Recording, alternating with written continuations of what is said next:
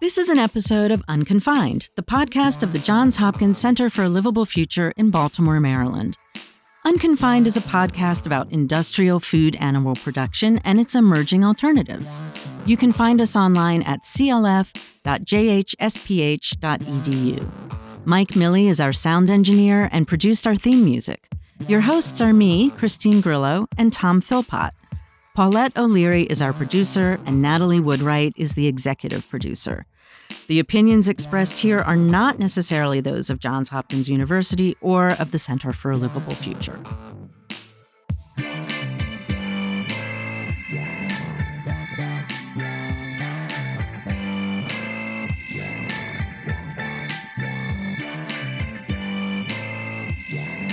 Hello and welcome to Unconfined Podcast. Now, normally here at Unconfined, we focus on topics directly related to industrial food animal production, its impact on workers, the environment, public health. But for the next several episodes, we're widening our lens to take a look at the thing that makes all agriculture possible, and that's the land. In this episode, we look at who owns it now, how they got hold of it, and who will control it in the future. U.S. farmland values have been rising more or less steadily since 1945, and today the total value of U.S. farmland stands at about $3.2 trillion. White people own 98% of this extremely valuable asset, despite making up just 75% of the U.S. population. It wasn't always this way, obviously. White domination of farmland represents the seizure of the North American continent by European settler colonialists in the 17th, 18th, and 19th centuries. But just a century ago, Black Americans owned a substantial portion of U.S. farmland, especially in the South. Our guest today is Brea Baker. She's here to talk about how Black Americans got this precarious foothold on the land a century ago, after centuries of slavery and the U.S. government's rather pathetic effort at reconstruction after emancipation. She is the author of the excellent book published last year, Rooted: The American Legacy of Land Theft and the Modern Movement for Black Land Ownership. Brea Baker, welcome to Unconfined Podcast. Thank you so much for having me, and I loved that intro. Well, let's jump right in. I've read a lot about this topic, and this is a major contribution to a topic that is quite undercovered in the United States. So thank you so much. Thank you. Thank you for saying that. So at the end of chapter 5, you write, against all meticulously designed odds, by the turn of the 20th century, Black Americans owned almost 1 million farms, making up approximately 14% of the nation's farmland, mostly across the South. Many Black folks hoped it was just the beginning of their newfound prosperity. Most white folks were betting on the opposite. Okay, so let's unpack this. Why was this land acquisition such an amazing achievement? Talk a little bit about the promise and collapse of Reconstruction and the violent backlash experienced by Black agrarians, including some of your ancestors, in the decades after emancipation. Yeah, I really love this question. This was really the core thesis of the book for me. Even when I think of my family's story, the first person in my family to own land was my great-great-great-grandfather, Lewis Baker, who himself was born enslaved and ended up buying land about 7 years after the Emancipation Proclamation was signed. And so when I think of it in terms of what Lewis Baker had experienced throughout his lifetime, experiencing a world where he'd only known a life of servitude, a life of being treated as property, of being traded and knowing that you had so little control over what happened to you and your children. Lewis Baker had 2 wives, and this was not uncommon for a lot of Black families at the time, where we don't really know what happened to this first wife. She could have been traded away. They could have lost one another during the war, and he remarries just around this time that he is being freed and kind of starts over with this new wife and has more children with her. But it just shows like what that would have been like to imagine I can own something of my own. I can create something that is worth passing down to my children, something more than this life of loss and work and exploitation that I've always known, that they can know something different. And so for that generation to instill in their children, which is the first Black Americans born free on this land outside of the very small percentage of free people in different parts of the country, land ownership was the dream. It was the only way to imagine a world beyond yourself. And it's not just for I use a lot of poetic language when I talk about what land ownership would have meant. But I think in a very literal way, we have to remember that, number one, the agricultural economy was the economy at the time. If you worked in textiles, that was still part of the agricultural economy. If you worked in factories, a lot of the material you were working with came from farms in the South. And so everyone was connected to agriculture in some way. And so to avoid becoming a sharecropper or an indentured servant, you had to imagine that you could own land that you would work for your own, and that your children would then own land that they could work of their own. And so that's where land ownership becomes this big thing. And then you talked about this, Reconstruction era. It's also really important to remember that Reconstruction was purported to be the way to ease Black people who were formerly enslaved and their descendants into citizenship. That never really happened. A lot of the agencies that were designed for this ease were really like refugee agencies. They were not getting people on their feet and setting them up with livelihoods and building a Black middle class. The Freedmen's Bureau was really like a healthcare clinic, a reunification center. It was providing basic schooling for those who had been barred from it. But it wasn't it wasn't providing people with businesses. It wasn't providing people with homes. It wasn't providing people with farms. It was really, you were left up to yourselves to do that. And so Black people did. They joined with church congregations and bought land together. They joined as siblings and parents and children and bought land together. And so to see that 50 years after the end of the Civil War, only decades after many people had actually found out that they had been freed, because it took a while to make it through all of the former Confederacy, you have people who are finally realizing this dream. And it just feels like, wow, we're chugging along, we're chipping away, we're building it, and it feels like just the beginning for them. And what they don't realize is that the moment they're a part of is actually the peak, and that it's the greatest boom for Black land ownership, and specifically for Black farmers, that the country had ever seen and would ever seen. We still haven't reached those numbers here in 2025. And also, talk a little bit about the racial terror that happened, and the sort of like, even before, the 20s and the Second Klan, in the 19th century, there were, Black landowners and Black workers on farms, sharecroppers, lived in absolute terror oftentimes, right? Yeah. Yes, 100%. You have to remember that the war ended, and immediately former Confederates and white Southerners refused to concede to what had happened. Like it was not this, okay, we have to get along. There was this immediate, we have to preserve our way of life as we know it. And if we're going to be forced back into the Union, we want to do it on our terms. You see that happening in presidential administrations. There's so much racial terror around the right to vote and around making sure that Black people are not provided this political representation. Even though, again, there was a brief period where it was like a golden age. So a lot of the first Black elected officials were elected in the South, where they had the numbers for it.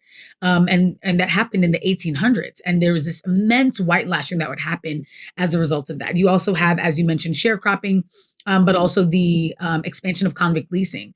And so there was this huge expansion of what could be considered a crime. And often these crimes were meant to target Black people. Loitering, trespassing, these things were not crimes before, but being somewhere without a purpose for being there, being on someone's land and not owning it, could be a reason to have your body literally rented out to various companies or the state, often to do really hard labor in mines and things of that nature. And so for a lot of Black people, it's like avoiding a landmine. You're just like, where do I step? Where do I go where I can be protected from this? And these Black settlements and these Black communities full of Black landowners kind of pop up as these havens. You have literally Black pastors traveling west and sending back telegrams saying, hey, Oklahoma's a good place. Come on over here. And that's how we get a Tulsa. You have in coastal areas where, where former Confederates had fled and decided that they didn't want to return, Black people reclaiming former plantations and trying to carve out space for themselves amidst this violence that they know can come back for them at any given moment. And so it's a lot of tentative ambition, which feels like a oxymoron in saying that, but it's like I have to try my best to get ahead. That's the only way to build a livelihood for my family. But I also am always looking over my shoulder because the Ku Klux Klan is alive and well. You don't yet have Jim Crow South because that is just the way of life, and there's no need to codify it. And there's not a lot that the North is doing to resist this because they're trying to keep the country together. And so for so many people, it's like the emphasis on unity and bipartisanship is more important than protecting Black people, because the narrative is already, we fought a war to free Black people. And you had brothers on other opposite lines of the fight, and people just want to go back to normal. And what normal means is, okay, let's bring the country back together. There is no more Confederacy, but we are going to let you do what you want to do down there as much as we can. And so economic power and kind of like trying to be as much out of sight, out of mind as possible is what most Black people are trying to do and achieve.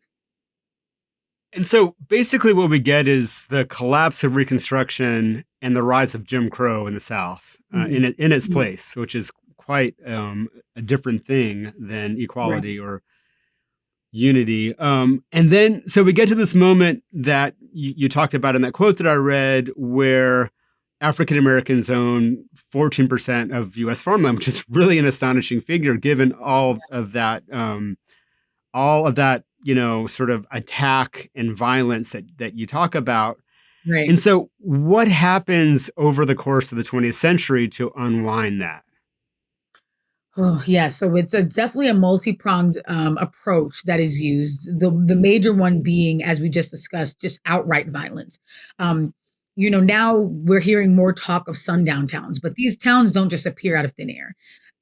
At this time, 90% of Black people lived in the South. So to create any sort of region, a town, a county where Black people don't exist, requires actively pushing Black people out, because Black people are in such large numbers all throughout the South, especially in rural communities. You're hard pressed to find a city or a rural area or a suburb where Black people do not exist. And so to create these spaces where Black people don't exist takes a widespread violence. One of the first and largest examples of this that I spend a lot of time talking about in the book is the Wilmington Massacre of 1898. It is reported to be the only successful coup on U.S. soil because it was a biracial legislature in Wilmington, North Carolina. So swarms of Black landowners and business owners who were operating resorts, barbershops. They were mortgage lenders. They were lawyers. They were doctors. They had such a thriving community. And that community was bombed and burned, and people were pushed out of that community. This happens 23 years before the Tulsa Massacre. So between the Wilmington Massacre and the Tulsa Massacre, you have so many identical moments like this, not always at the scale or reported upon in a major way, but you have the Atlanta Massacre of 1906. You have massacres all throughout Illinois and around the Chicago area. So it's not just confined to the South. 1919 was so bad that they just called it the Red Summer of 1919 and decided to stop giving each individual one a name. And so by the time we get to 1921 with the Tulsa Massacre, most Black landowners had seen 2 decades full of cities being descended upon by white supremacist mobs.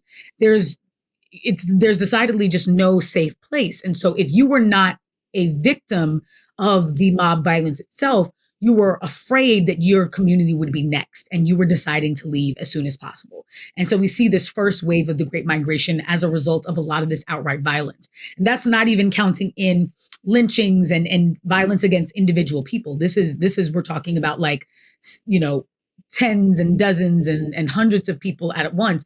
But there's also these more micro examples of violence where particularly Black men are being targeted and accused of sexual violence against white women, and are being being killed and or threatened or exiled and are being forced north and west as a result. So that's one of the major ones. But even beyond that, I think that did a great deal to instill terror and to make people afraid to return to their homes and their farms. But systematically, the law was the most widespread use of pushing Black people out of the land that they had bought. And so you see eminent domain being used disproportionately against Black families as early as the early 20th century, and then really deeply throughout like the 1950s, 1960s. After the civil rights movement, that gets expanded through DC urban renewal laws. And so predominantly Black communities are just labeled blights, are labeled in disrepair and disarray, and are targeted by these urban renewal laws coming out of Washington, D.C. And that destroys so many Black communities. Those who were remaining on and holding on to their land in spite of the violence were likely pushed out through that. And then, I'd be remiss to not mention that the largest on record contribution to Black involuntary land loss is heirs property laws. And my family has definitely been victim to that. It can get into the weeds, but the nitty gritty of it is that when land is passed on without a trust to multiple individuals, it's not that 100 acres is passed on to 10 people and they each get 10 acres. They each get a percentage of each acre. No one really owns it outright. And so for any of them to liquidate forces them to sell a share instead of actual acreage. And doing so threatens the other shareholders of that land. So you have a lot of Black landowners who are being preyed upon by lawyers and judges and private developers who don't fully understand that they don't own any of their land outright because they own it amongst dozens, if not hundreds of heirs, depending on how far back the land had been bought. They're selling their shares to outsiders who are forcing partitions and sales that threaten everyone. And so that's where you see this great dwindling where we go from Black people owning about 14% of U.S. farmland to less than 1% by the end of the 20th century. And it never really comes back up from then to now.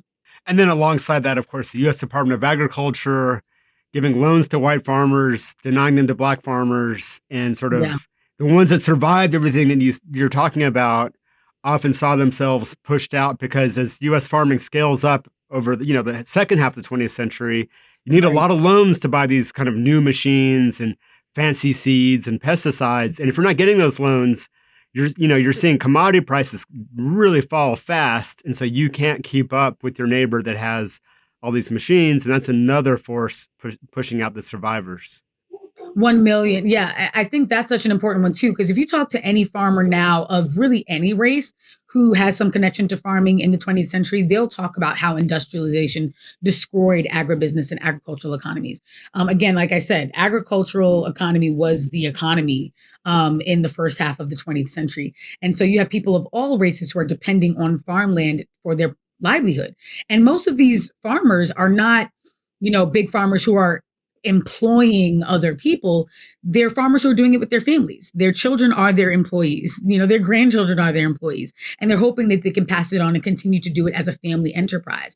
So industrialization hurts everyone, but the USDA is really only bailing out white farmers. Industrialization is forcing farmers to get large machinery that requires a huge amount of money up front. They're pushing chemicals and pesticides and things of that nature onto farmers, which is also very experimental at the time, very expensive at the time. And they're forcing people into a very small amount of crops. Where my family owns land in North Carolina, that still remains the same. Most farmers are growing the same three crops: tobacco, soybeans, and cotton. And that lack of diversification really hurts people when industrialization happens, because you can't compete with the cotton farmer who's using a large machine to pick the cotton, and you're using your 10 children to do the same.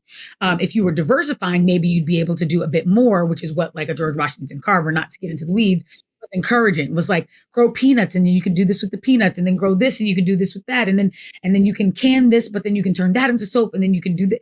But if you're growing the same three things that everyone else is growing, and all of a sudden you can't do it as fast as they can do it, you're out of business. And so while Black farmers are being bankrupted, are losing their land, are losing everything they've put up as collateral, and in their attempts to save their land, white farmers are getting loan after loan and grant after grant, are being included in these programs that are experimental and exciting, and put them at the vanguard and at the forefront of this new version of farming. And Black farmers are the antiquated folks who are left behind with little to nothing. And then when they're forced out, those remaining white farmers buy the land, and that's how you see this, incredible domination happen. Absolutely, yeah. Now, in the book, you tell a very harrowing story that kind of fits into this theme of what people were experiencing at this time. Please tell the story, if you're comfortable, of Louise Timothy and what happened to her family in Kentucky in the 1920s. Yeah. And so just to preface this story, when I started writing Rooted, I was only aware of my father's side of the family's connection to Black land ownership. And I actually wanted to make the claim that though I come from two working class parents, my father's side of the family had a lot more of a safety net through the land that they owned. And my mother's side did not own land. And that was what led them to be so precarious. And in having this conversation, my grandfather and my great uncles are like, well, actually, we did own land once. And I'm like, really? Where? I only knew of us being, renters and some homeowners in Ohio, but no one ever owning land outright. And, my grandfather's telling me this story of how we owned land in Kentucky and we were violently pushed off of that land.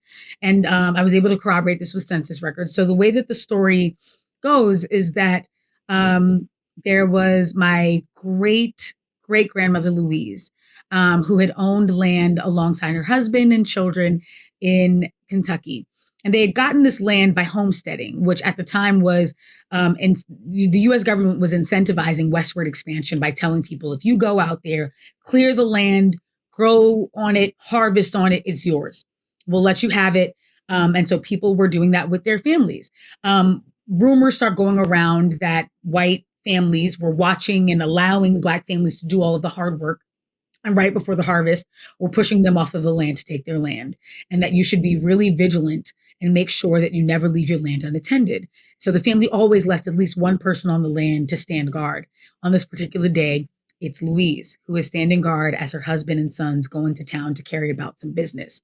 A group of white men come to her with a threat, not really a proposition, but a threat. Run now and we'll let you keep your life. And this land is ours. And she's like, I'm not leaving. This is my land. My family will be back. I'm not going to go down without a fight. They beat her until she's within an inch of her life. They think they're leaving her for dead, and they're going to get their things to then move into this home and onto this land and take over. In the time that they have left and were planning to return, her sons and husband come back, find her. As they're trying to nurse her back to health, one of her sons, her youngest son, is like demanding that she point out and describe who these men are. And with that description, her youngest son, who was just a teenager at the time, goes out, finds the men, kills at least one of them in what he sees as self-defense and an eye for an eye. At this time, this is the 1920s when this is happening. And you don't kill a white man as a Black person. You don't get in a fight with a white man as a Black person and think that you're going to live to see the next sunrise. And so though he did it trying to avenge his mother and defend her honor, they still ended up having to flee anyway. So she had been beaten, trying to defend this land. They had to flee anyway to save his life. They fled across state lines because they were so fearful that if they remained in Kentucky, they would be found and that he would be hung. They flee across state lines into Ohio and end up settling somewhere in Dayton. And by the next census, that is where they're listed. In the previous census, they're listed in, I believe, the Newcastle, Kentucky area as farm owners. By the 1930 census, they are listed in the Dayton, Ohio area as renters and various different factory and odd jobs. And when my grandfather is telling me this story, it's his father who had been the young man who had killed the white man and who had kind of led the family to need to flee. My grandfather had never set foot in the state of Kentucky, even though he was not born until years after this, because he felt he looked too much like his father to even be in the state of Kentucky. He had family members who were buried in Kentucky. He said, I would never visit their grave because you never know who's holding a grudge, whose son knows the story and is just waiting for someone who looks like that person to enact their revenge. And that just really saddened me because to me, I feel like we have a stolen inheritance somewhere in the state of Kentucky that no one felt safe enough to go back and return for, to even see who owns it now. Did that family come back and get it? Did it get appropriated by someone else? But they never knew and never cared to know because they had just accepted that they had to start over in Ohio, and that land in Kentucky was might as well be a figment of the imagination because there was no going back for it. In the process of researching for this book, I did go back to the area. I couldn't exactly find the like coordinates and mapping of what was the land, but it's still a small rural community with a few golf courses nearby, some barns, but it's a very small community. And I just, in my head, I can understand why he would think that. This is not a city where you can get lost in and think, no one's going to know who I am. I mean, he has a very similar name to his father. They do look alike. And so I can understand why he would say there's no returning to that area. Yeah, that's kind of an example of trauma passing down generations. Like the son had the terror, even though he wasn't alive when it happened. And it's also kind of a classic example. I mean, let's go back to what I was saying at the top of the show about how farmland is worth over $3 trillion. And your family, that side of your mom's family, they had a chunk of that if they could have held on to it, it would have been economic stability. It could have been, you can like take a loan out against it and pay for, kids' education, start a business, and just holding on to it. That's a big part of American wealth. And so let's dive right into what is known as the racial wealth gap. And, how farmland and how this sort of dispossession that we're talking about plays into the current day that exists into this day, very much so the racial wealth gap. Absolutely. Yes. In a modern sense, when we talk about racial wealth gaps, there's a lot of discussion of pay equity, of wage parity. And to me, I think we're completely missing the point, which is that people, as you said, had the opportunity to engage in pivots in the economy.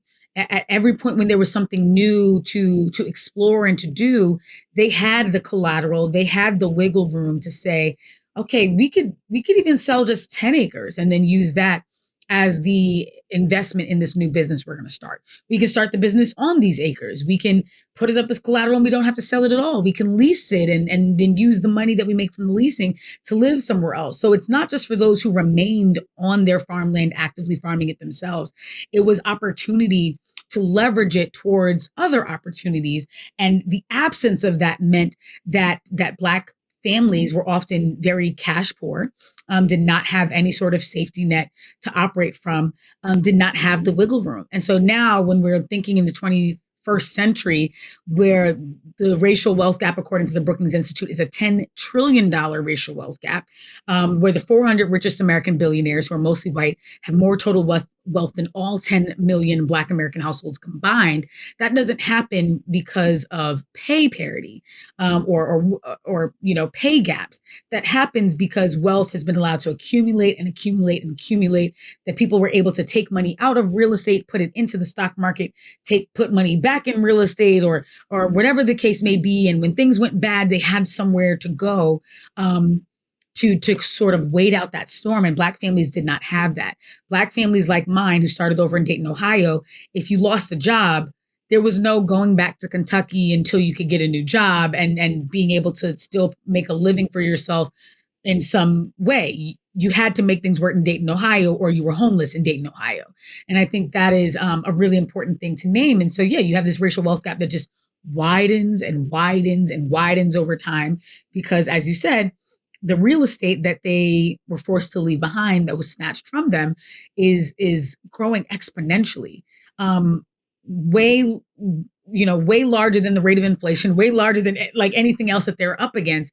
The property that they no longer have is getting more and more valuable, and all they have is to trade in their time for for a salary, for a paycheck, and hope that you can get into something. And then even when these Black families end up in cities and suburbs and they are able to buy homes, which is not really the same as having large swaths of farmland that you can, wager in different ways. They're being redlined out of having homes in good areas. Their homes are being appraised for less values, even as they pay more in taxes. And so those Black families who already started with less are then up against so much discrimination in these cities and suburbs that they end up in, that they're continuing to pay this tax that is continuing to whittle away at what disposable income they might have to invest and to do other things that can grow. So when you meet a Black person who's survived all of those systematic snares and traps, and is able to build wealth that becomes generational, it's like they're a unicorn, because there's so much that was designed to make sure that they didn't access it. And it's why it's still not a large enough part of the community. Yeah, and there's an example in the book that I was really impressed by when I was reading it, and then I couldn't find it when I was scrambling to get together for this interview. But you talk about, I think it's on the Baker side, there was a landowner in North Carolina, I believe, and you can correct me if I'm getting the story wrong, but it was a family who owned some farmland, and they donated a few acres to put a school on, and that's another example of, if you have that kind of wealth in a community, you can take part of it and create this asset that is going to, theoretically, I don't think it worked out in this case, but theoretically is going to pay dividends for generations and generations. Yes. And because it's so vanishingly rare, we don't have many examples like that. But talk about that example that I couldn't find when I was scrambling back there. That happened in the early 1900s. So this is Lewis Baker's sons. He passes on his land to Frank and Albert. And both of them end up farming on most of the land. But at the time, in the Jim Crow South in North Carolina, there were no public schools for Black children unless a philanthropist decided to build one. And there were some really dodgy philanthropists doing that. As you mentioned. The most common example is the Rosenwald schools, which is a white Jewish philanthropist who is really invested in building out schools across the South. John Lewis attends a Rosenwald school. So many famous Black politicians and athletes and musicians were products of these Rosenwald schools. But Albert Baker takes it upon himself to do something very similar. He deeds an acre of the land that he inherited from his father to the local school district, with the caveat that it has to be used for the creation of a Black school. And it becomes one of the first schools in the area for Black children. It operated for several decades before it was shut down, just before Brown versus Board of Education and the integration of schools. And that is not an uncommon story that, I could talk about all day on a different topic. But for those several decades, those schools were not just serving Black children, though he says in the deed, and the paperwork I still have, he says that it must be used towards Black children. But you have to remember that at this time, when the average Black adult was not able to read, write, or do math because that had been illegal for most of their life, you have grandparents going to school, sitting side by side with their grandchildren, learning at the same time because that is important to them. That to not be taken advantage of, even as a farmer, requires you to read your own ledgers and keep ledgers. And if you can't do that, then you are at the mercy of what someone else is writing down on their piece of paper. And so it changes the course of, I imagine there are countless Black families who can say that the trajectory of their lives and their livelihood was changed because they attended, or someone in their line attended, Baker School in Warren County, and that would not have been possible if someone had not said, I will deed this land. You have the same thing happening with Black churches at the time, with Black faith spaces who are saying, we're going to buy land as a congregation. We're going to put a church on part of it, but we're also going to have a farm part on the others and give away food. We're going to have a schoolhouse in this part. And all of this becomes a very informal mutual aid system where Black people have to lean into capitalism to be able to then distribute their land in ways that are very anti-capitalist, actually, and in ways that are very community driven. And so when Black land ownership is undercut, a lot of these efforts are undercut too. And so it's not just what that meant to my family, but also what it meant to a family that could have been an employer for Black people who had few other options, that would have been an employer that wasn't evicting their workers who registered to vote in the 50s and 60s, that could have been providing opportunities for school and healthcare and so many other public services that they were not getting from the towns and counties and states that they were paying taxes to, because those towns, counties, and states were abiding by a very racialized, separate but equal, and that meaning that there was just nothing for you. And so, yeah, it just disrupted so much philanthropy and social good as well, because Black people essentially had to be one another's safety nets. Right. And they could only do that if they owned something of their own. Right.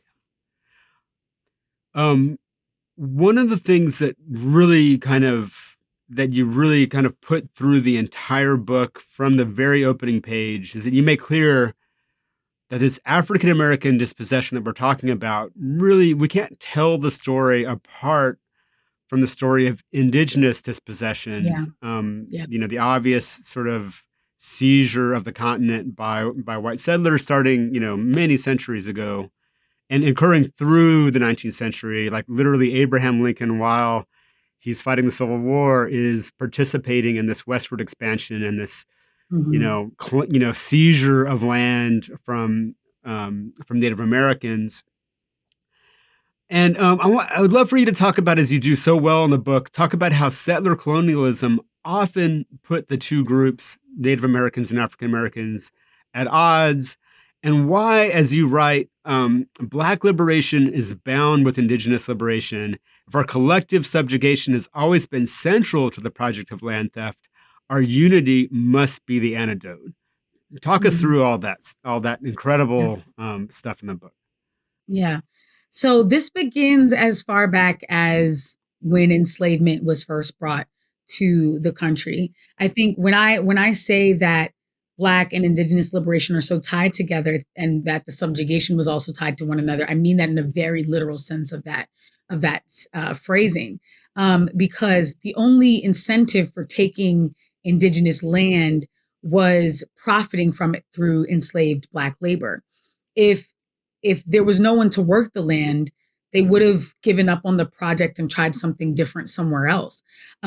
Westward expansion wouldn't have happened if it weren't so profitable. And it was only profitable because Black people were working that land against their will and for free, and vice versa. So more Black people wouldn't have been brought to the Americas from the African continent if there was not more land to put them on. But as you have this working initially in these few colonies, this thirst and this like insatiable thirst arises in the colonialists who are saying, we could build more plantations and we can bring more bodies to work those plantations. And the only thing we have to do that is push the indigenous people off of that land. And so the need for one and the demand for one feeds the need and demand for the other. And you have Black people and indigenous people realizing that as well. So as early as during the 1700s and 1800s, while slavery is still legal in America, you have these maroon settlements popping up and marronage popping up. And so marronage it just means to free oneself. You mostly hear of that in the sense of fugitive slaves or people, enslaved Black people who are running away from plantations and freeing themselves by going to Canada or to Mexico. People don't really realize that, but Mexico was actually a more common destination than following the North Star North, because you had to get through so much U.S. territory to get to Canada. If you were deep enough in the South, and you could make it to Mexico, you had to get through less. I mean, you had to get through a lot of slave states, but it was less land to cover. And so you have Black people who are freeing themselves to get to those two places. But then there's some Black people in the process of running away from plantations who are encountering indigenous people, because initially with indigenous people being pushed off of their coastal lands, they're not being pushed all the way to California. There's this like incremental pushing indigenous people here. And then, oh, wait, we need that land too. We'll push you here and then we'll push you there. And so you have plantations where indigenous people are living not far outside of the plantations. And you have Black people who are running, encountering indigenous nations, thinking the way that you're structuring your community reminds me a lot of the way that my community was structured back in the African continent, or for those who are born in the Americas and had no memory of the African continent, it just feels a lot more egalitarian than what I'm used to on this plantation. You have indigenous communities who are welcoming in fugitive Black people who have run from plantations and who are embedding them into their societies. And some of these maroon settlements pop up. Some of the most famous ones are especially in like the Florida area, but anywhere where there was like a terrain that was considered dangerous to the white colonialists, Black and indigenous people were like setting up shop there. Swamps, marshlands, thick forests that colonialists were not deciding to could not cut through and get down. Black and indigenous people were saying, we are willing to do the work to get here, and we can make a home here. We know how to forage in these lands. We know how to hunt in these lands. And if I was forced to work hard on your plantation for nothing, I can work hard for my freedom in this swampland. And so, against a lot of great odds from the natural environment, they're like finding ways to coexist amongst one another. And so then this becomes a problem for the white colonialists because they're like, we can't have it that Black people feel like it's so easy to get free that all of our property are running away and finding safety here. So you have colonialists who are going around to the native tribes, specifically the big five, which are now nicknamed the five civilized tribes that people are most familiar with, like Cherokee, Iroquois, et cetera. And they're going around and incentivizing slavery. Hey, we will trade with you and then barter with you to give you enslaved Black people so that Black people are no longer safe here. And it doesn't really work initially because indigenous people are like, sure, I'll take these Black people, but they're still allowing them to intermarry with indigenous people. They're still allowing them to hold property. And the white colonialists are like, no, you're doing slavery wrong. And so they keep coming in. And there's so many records that show that like white Europeans were forcing and teaching and really pushing a brutal version of slavery onto them so that there was not an alternative for Black people to run to. It was not successful in all the tribes. The Seminoles never really took a knack to it, but the Cherokee did, and they did enslave, and they did figure out ways to subjugate, even though it wasn't as brutal as what the white folks were doing. And so then there becomes this sentiment of like, oh, amongst Black people, like we're not safe anywhere. You can be enslaved by indigenous, you can be enslaved by white people. At least if you don't run, you'll be with your family. If you run and you don't bring your wife and kids with you, or if you run and they sell them down to New Orleans and you're not like, now you're disconnected from your family. So it's discouraging Black people from fleeing to indigenous nations. Then when slavery, through Civil War, even through the American Revolution, Black and indigenous people are kind of on opposite sides of these wars. Because on the one hand, you have a confederacy that is saying, hey, we'll treat you indigenous people better than they were treating you, and we'll try and broker different deals so that you'll fight with us. And Black people are heavily incentivized to fight for the Union because that is their freedom. Very similar things happened with the American Revolution. Black people are fighting in some numbers with the Americans with the hope that liberation will also include them. You have some Black people and a lot of indigenous people who are fighting on the British side, thinking, well, they've actually abolished slavery in some of their colonies, and America's behind on that. So maybe we should take our bet with them. And so at all of these stages, Black and indigenous people are forced to really think of self-preservation and say, who has my best interest at heart, even if they have yours as the pawn. And so this definitely happens after slavery is abolished. You have Black colleges and universities being established where indigenous students are being sent there to be assimilated and to be taught, Western ways. And they're being encouraged to learn from Black people how to be subservient and to learn their place in this racial hierarchy. You have Black people who are serving in the Civil War who become Buffalo Soldiers, who after the war as veterans are encouraged to continue on serving in the army. But now the war they're fighting is for westward expansion, is taking native land and reappropriating it for the U.S. Even what I said with my family as homesteaders, the only reason they had an opportunity to homestead in Kentucky is because indigenous people were already pushed off of it. So at every turn, Black people's dream is like, listen, we have to find our way into this citizenry as best we can, even if that means we're technically against you as indigenous people. And for some of them, they're like, I mean, freedmen are like, I was enslaved by you too. I didn't have a chance to be seen as an equal by you either. So anti-indigeneity is incentivized amongst Black people. Anti-Blackness is incentivized against Native populations. We still see this playing out. I still see Black Americans my age who are totally disconnected from any of these histories, but will, report, well, why should I be standing in solidarity with anyone? They enslaved us too. And that becomes the common narrative, even though there's only 5 tribes that out of hundreds across the United States that were part of that project. And so that becomes a thing where you have Navajo folks who were like, we never did that. We weren't part of that. We were actually being pushed through. And then you have Black people who think, well, they got reparations, we should get reparations. And so these half truths and these half stories get used to keep us from fighting alongside one another. And I just firmly believe that when Black and Indigenous Americans really fully understand that we were pitted against one another in a true classic divide and conquer mentality, and the only way out is to stand with one another against continued efforts at this colonial project, that's our way out. I think that's where we'll get both land back for Native Americans and reparations for Black folks, acknowledging that there is enough wealth and land to go around. Right. And that gets us to our next question. And that is that your book opens with your wedding in 2021 on Baker's Acres, your family land in North Carolina. And, it's kind of an amazing opening because, it's this all too rare thing in the 21st century United States, Black-owned farmland. And you kind of take the reader through the sort of what that meant to your family. And then you kind of go back to it at the end of the book, and your book ends with these stories about what you call the Great Take Back or the Take Back. Tell us about the movements that are afoot to reestablish the land as a place for African Americans to thrive, including your family's own effort. Your grandfather is very much part of this effort. So talk about that if you would.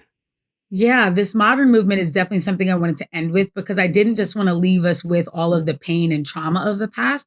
I wanted to acknowledge that there are so many solutions.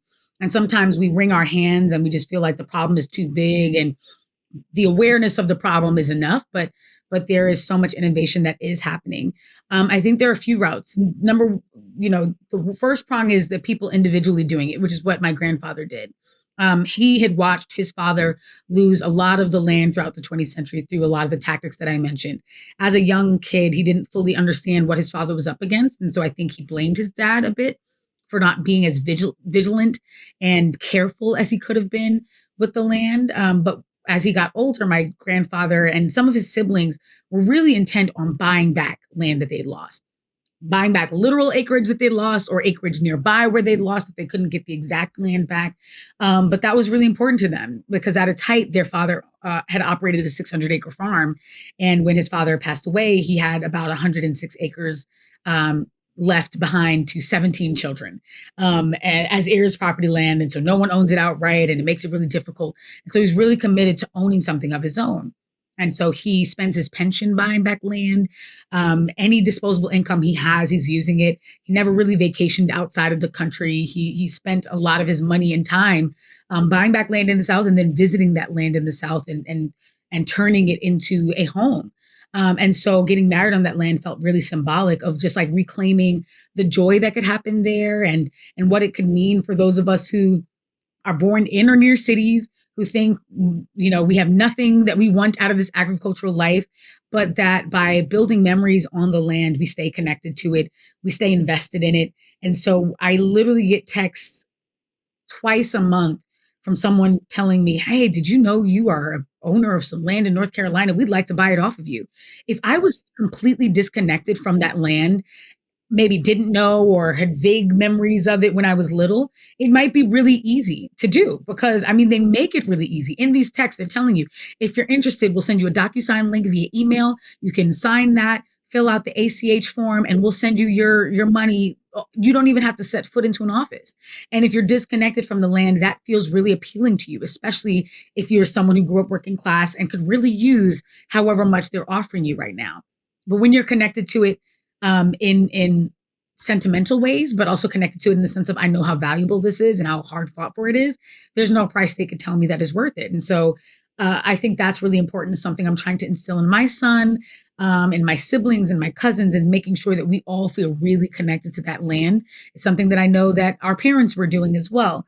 So I think that movement is really big. I think, Black families are coming together more in family reunions, are returning to land either that they own, or saying we might not own land right now, but let's just spend time on land so that we aspire to it.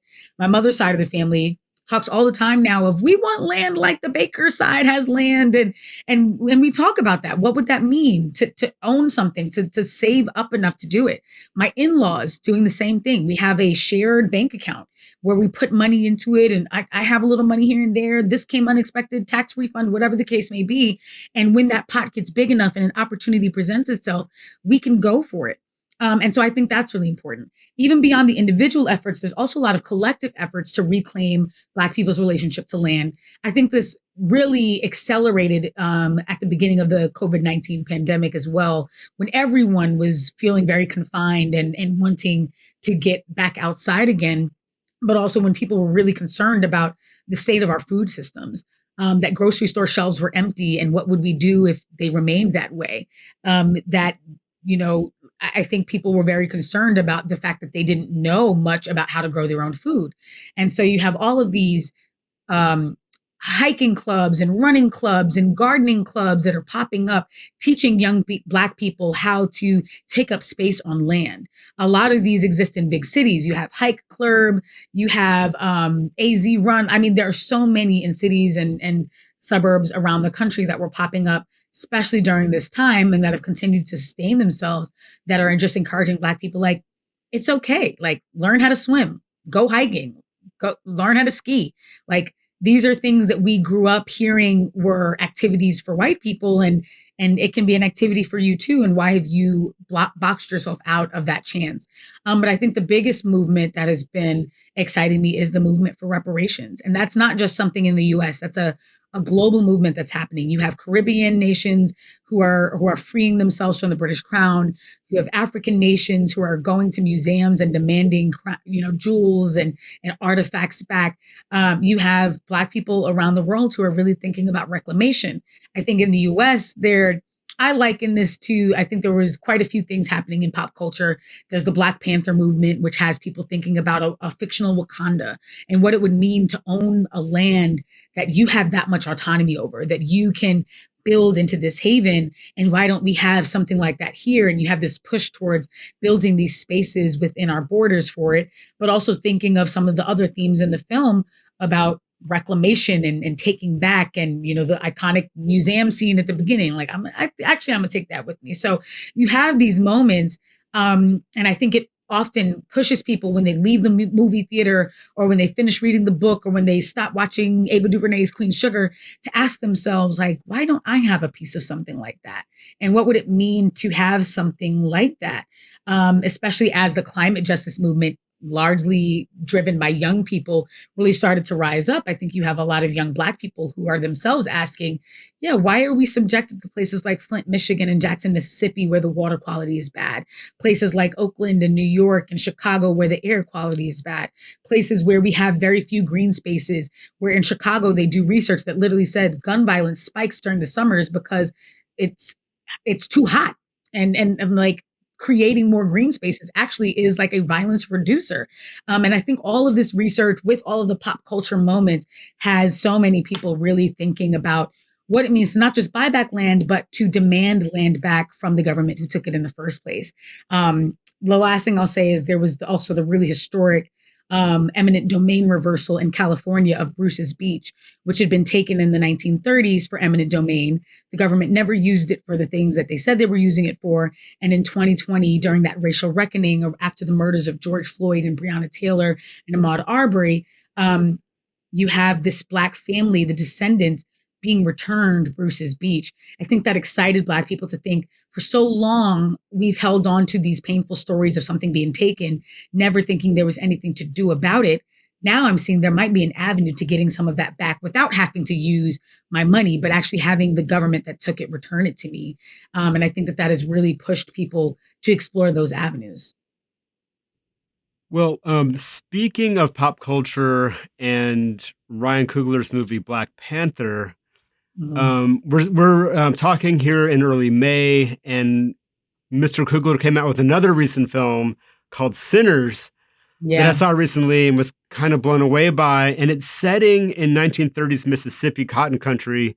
Really could not be more relevant to our conversation. Yeah. What did you make of Sinners? I loved it. I watched it opening weekend and then watched it again 3 days later because I was just so captivated by it and so impressed and excited that something like this was being distributed at the level. Number one, I mean, this is going to be some spoilers if you haven't watched it, but number one, I was really blown away by these two brothers who have clearly went off to Chicago, made a lot more money than they ever could have in Mississippi. And instead of remaining in Chicago, they returned back to Mississippi to buy land and a juke joint. You have this scene where they're talking to a white man about buying an old mill and all of the land that it sits on.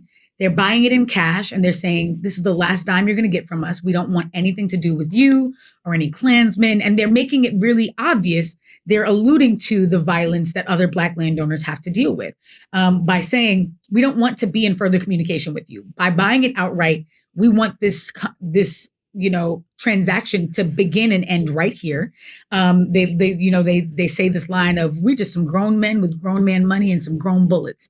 And they're making it clear, like, we're going to defend our right to own this land. And if you just take this bag of money and go, we can all be happy. You have a lot of money that you wouldn't have had otherwise if someone was trying to finance it. And we have this mill that we want to turn into a juke joint for the purpose of entertaining and building something beautiful amongst our community. They're not trying to build something for white residents. They want to build a place where the people they grew up with can eat catfish and drink corn liquor and dance after a long day of sharecropping on someone else's land. And you see them going around to different places, to sharecroppers saying, hey, come with us and be the bodyguard, and you come with us and you cook it, and you come. And it's just beautiful to see them trying to build something for us, by us. But by the end of the movie, realizing that the person that they bought the land from was a Klansman, was never intending to let them walk away with that mill and that land, was going to do exactly what happened to my family in Kentucky. Let you do all the work of giving us the money and setting it up and whatever else was needed, and then push you off, kill you off, and take that land back. And so it's this like ruse of a fair exchange when the plan was always to take your money and run with it. And so you have that showdown in the final scene. But I just thought the fact that they could have stayed in Chicago and they came back and made it clear Chicago ain't nothing but Mississippi with tall buildings. The same violence and racism that you experience here, we experience there in different ways, which again goes to what we talked about earlier. You could flee the violence of the South, the land theft of the South, all to get to the North and experience redlining and police brutality and whatever else was waiting for you up there. But I just thought the themes were so resonant and spot on, and was like, how do I get Ryan Coogler a book? Yeah. I mean, I just think about MLK saying in the mid 60s that white people from Alabama need to go to Chicago to learn how to really hate, because of the violence he encountered in Chicago was, as bad as what he encountered down in Alabama. Yeah. So something else that I have to ask you about is, you open the book, you're obviously grew up outside of New York City, not super connected to the land, except through stories from your family. And now you live outside of Atlanta on a piece of land, and you have chickens. And I'm just wondering, can we get an update on how that project is going? I ask as someone also who grew up in a city and went back to a farm and raised chickens. And I know the pleasures and also occasional heartbreak of that process. Yes. Oh my gosh. Yeah. The heartbreak piece is definitely, I feel like you are hitting it right on the head. So it's been a learning, a steep learning curve for me to figure it out. So transparently, the 8 chickens that I talk about at the beginning of the book are no longer alive. Right around this past Christmas, we had a situation with, the phrase pecking order is a real phrase, where we had the chickens pecking each other and bullying each other and injuring each other really, really badly in the middle of the night, so that by the morning when we check on them, there'd be like for 6 days straight, there was a dead chicken in the coop every day. And it was just heartbreaking because I'm like, you are sisters and we raised you together. And how could you do this to each other? But I mean, that is their animalistic way. Sometimes they get bored. Sometimes they want more protein. And sometimes they just want to assert themselves. And if you don't catch it early enough, you don't realize what's going on.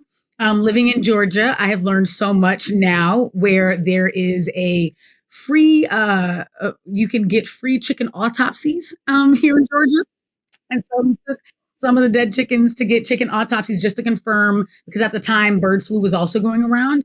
The chickens were not sick at all. It truly was just that pecking order bullying thing. And so we ended up, by the time that we figured out who was the bully, we were down to only 2 chickens, the bully and one other. And chickens are herd animals. So if we had killed the bully and only had one, that chicken would have only had a little bit to go anyway. So we ended up culling them both, which is, farmer term for butchering them both. And we're starting over fresh. We just got new chicks a couple weeks ago. In a few weeks, they will be moving into their coop. They'll be big enough to live on their own in the coop. Right now, they're living in our garage with a brooder, and we feed them and water them every day. But soon they'll be moving out there, and we are going to put cameras in the coop so that if we see any bullying, we can catch it early enough on and stop it in its tracks. But we are excited to keep it going and recognizing that the heartbreak is part of it, and that it is learning a little bit. Like I was telling my family, like there's so much sociology and psychology to it. And that's also the beautiful thing about nature is there's no exact science. You can't like get on Google and figure out the exact way to fix any of this. You have to be a student of your plants and your animals and adjust accordingly. So we're going to do some things differently, give them more protein, give them more activities, and hope that they are nice to each other. Well, we could record an entire podcast of chicken stories, Yes. but I think we better wrap this up. Thank you so much for coming on. I really enjoyed the book. Thank you. Really excellent work. And thank you so much for coming on Unconfined Podcast. Thank you so much for your support. It means the world. I can't wait. And hopefully soon we can bond over chickens, as we're currently in the process of renaming ours. So I'm curious if you have any suggestions or anything else. But again, thank you so much. And thank you to the Unconfined listeners for investing in these stories and staying tuned.